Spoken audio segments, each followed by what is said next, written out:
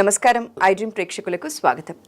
లలిత సహస్రనామం మనం రోజువారీగా చదువుతూ ఉంటాం. అయితే లలిత సహస్రనామంలోని ప్రతి నామానికి అర్థం తెలుసుకునే ప్రయత్నం చేద్దాం. ఇవాళ మనతో పాటు ఉన్నారు ప్రముఖ వాస్తు మరియు జ్యోతిష్య పండితులు, లలిత ఉపాసకులు నానాజీ పట్నాయక్ గారు. వారితో మాట్లాడదాం. నమస్కారం గురూజీ. శ్రీమాత్రే నమః. గురూజీ, మనం ఐడ్రీమ్లో వీడియోస్ చేస్తూ వస్తూ ఉన్నాం. లలిత సహస్రనామానికి ప్రతి నామానికి కూడా మీరు అర్థం అనేది చెప్తూ వస్తున్నారండి. అయితే ఈరోజు కూడా మరిన్ని నామాలకి అర్థం చెప్తారని అనుకుంటున్నానండి. తప్పకుండా అమ్మ. ఈరోజు చెప్పుకోబోయే నామానికి లైఫ్, జీవితం చాలా దగ్గర సంబంధం ఉంటుంది. ఎందుకంటే అమ్మ చూడండి, మనకి లైఫ్లో మనల్ని రూల్ చేసేది, మన లైఫ్ని ఎంతో ఉన్నత స్టేజ్ నుంచి టర్నింగ్ తిప్పేది, లేదా చిన్న స్టేజ్ నుంచి ఒక మంచి టర్నింగ్ తిప్పేది కూడా రెండు విషయాలు గురూజీ. ఒకటి క్రోధం. క్రోధం పెట్టుకున్నా, రాగం పెట్టుకున్నా ఇబ్బంది. రాగము క్రోధము పోవడానికి పనికొస్తాయి ఈ నామాలు పర్టికులర్గా. ఎందుకంటే అన్ని ఇప్పుడు రాగం వల్లేనమ్మా. ఇప్పుడు మన వాళ్ళు అనుకునే దగ్గర బాధ వస్తుంది.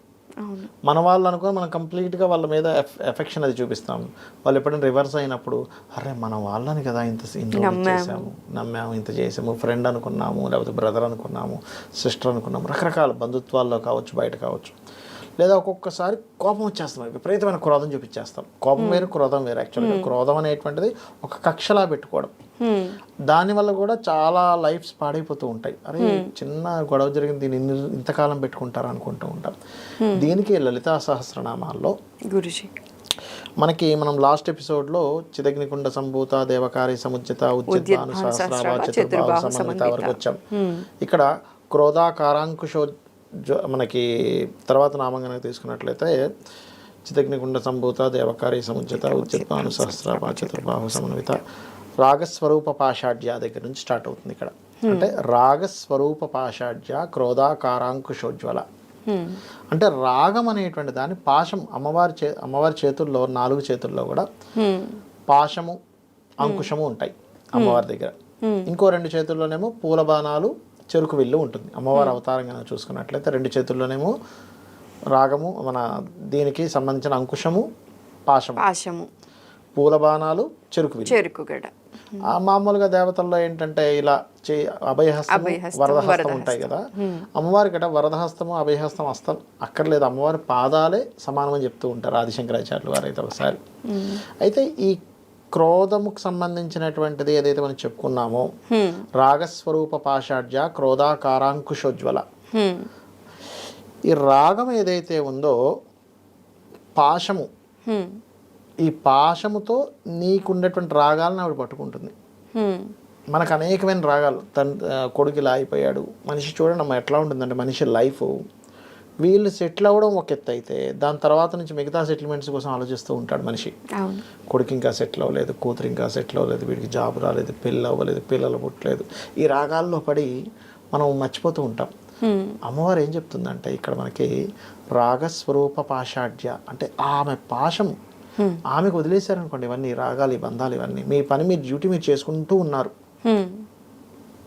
ఇవన్నీ బాధలు ఉన్నాయి మీకు. ఉదాహరణకి ఇంట్లో ఉండేటువంటి ఒక గృహిణి అమ్మవారు చూసుకుంటుంది, వాళ్ళ డ్యూటీలు వాళ్ళు చేసుకుంటే చాలని హ్యాపీగా బ్రతకడం ఒక ఎత్తు. అయ్యో మా ఆయనకి జాబ్ పోతుంది ఏంటి పరిస్థితి అని చెప్పి దిగులు చెందడం, లేదా పిల్లలకి జాబ్ పోతుంది, ఇంకా పెళ్ళిళ్ళు అవ్వట్లేదు, వాడికి ఇంకా పిల్లడు పుట్టలేదు, వీడికి ఇంకా అమ్మాయి పుట్టలేదు, అమ్మాయి పుట్టింది కానీ అబ్బాయి పుట్టలేదు, ఇవన్నీ ఆలోచించుకుంటూ గడపడానికి అసలు ఇదంతా ఎవరి వల్ల నడుస్తుంది, ఎవరి చేతుల్లో పెడితే మనం ప్రశాంతంగా ఉంటానని అనుకొని రాగస్వరూప పాషాఢ్యాయ నమః గనక చేసుకుంటే మనశ్శాంతి వస్తుందమ్మా. ఓకే. క్రోధాకారాంకుశోజ్వల, మీ క్రోధం వచ్చేస్తుంది. అంకుశం, తన అంకుశంతో మీరు కనుక ఇది చేసుకుంటే ఏమవుతుందంటే తన కంట్రోల్లోకి వెళ్ళిపోతుంది. మీ క్రోధం తన కంట్రోల్లోకి వెళ్ళిపోతుంది, మీ రాగం తన కంట్రోల్లోకి వెళ్ళిపోతుంది, పాశ అంకుశాల కంట్రోల్లోకి వెళ్ళిపోతాయి ఈ నామం కనుక చేసుకున్నట్లయితే. ఈ పాశాంకుశాలతోనే తన కంట్రోల్ చేస్తుంది ఈ ప్రపంచాన్ని. ఓకే. ఇక్కడ నేను చెప్పేది ఒకటే, మీరు ఏదో చేస్తున్నారు అనేటువంటి భ్రమలో బ్రతుకున్నంత కాలము మీరు భయపడుతూనే ఉంటారు. మనకి మహాభారతంలో దీని గురించి ఒక విషయం ఉంటుంది గురుజీ. యుద్ధం మొత్తం అయిపోతుందమ్మా, అర్జునుడు ఎవరికి చెప్దామా ఈ విషయం అని చెప్పి వెతుకుతూ ఉంటాడు. శ్రీకృష్ణ పరమాత్మ దొరుకుతాడు. స్వామి ఇందాటి నుంచి నేను బాణాలు వేస్తుంటే ఆహా అర్జునుడు అలా యుద్ధం చేశాడు, ఇక్కడ వీడిని చంపేశాడు, వాడిని చంపేశాడు అంటున్నారు. కానీ నా కళ్ళ ముందు నా కళ్ళకు కనిపిస్తుంది ఏమిటంటే, నేను బాణం వదిలినప్పుడు నాకంటే ముందు ఒక త్రిశూలం పట్టుకొని ఒక ఆకారం ఆ వ్యక్తిని చంపడం నా కళ్ళకు కనిపిస్తుంది. పేరుకు నేను బాణం వేస్తున్నా, నేను బాణం వేస్తే అర్జునుడు బాణం వేస్తే ఆ వ్యక్తి సంహరించినట్లు కనిపిస్తుంది. కానీ ఒక ఈశ్వర ఆకారం వచ్చి అది ఆల్రెడీ చేస్తుంది పని. నిమిత్త మాత్రులం మనం. ఇది ఎందుకు చెప్తున్నానంటే, మనము నిమిత్త మాత్రులము, మన బాధ్యత మనం చేసుకుంటూ వెళ్ళాలి. అలా అని నువ్వు ఏ పని చేయొద్దు, చేయకుండా కూర్చోమని చెప్పట్లే ఎక్కడ కూడా. శ్రీకృష్ణ పరమాత్మ దీని గురించి చెప్పాడు, నేను ఏ పని చేయక్కర్లేదయ్యా, కానీ నేను కూడా కర్మం చేస్తున్నాను. కర్మ అందరూ చేయాలి, కానీ ఆ కర్మ కంటకూడదు. ఈ రాగస్వరూప పాషాఢ్య క్రోధాకారాంకుశోజ్వల అనేటువంటి నామం కనుక చేసుకుంటే ఏమవుతుందంటే, మనం దేనికి అంటుకోము, మన బాధ్యత మనం చేసుకుంటూ ఉంటాము. అమ్మవారి మీద మనం అమ్మవారు చూసుకుంటుంది అనేటువంటి పరిపూర్ణమైన విశ్వాసంతో ఉంటాము. ఆటోమేటిక్గా సాఫీగా జరుగుతూ ఉంటుంది. అనవసరమైన క్రోధాలు కూడా కంట్రోల్ అవుతాయి, అనవసరమైనటువంటి పాశాలు కూడా కంట్రోల్ అవుతాయి దీనివల్ల. ఇప్పుడు చాలా మటుకు విశ్వంలో ఎక్కువ బాధపడేది ఎందుకంటే వీటి వల్లే. అయ్యో కారు కొన్నాము ఇన్స్టాల్మెంట్లో, నా జాబ్ పోయింది, వీడు కారు లాక్కుపోతాడు, కారు మీద రాగం, ఫోన్ మీద రాగం,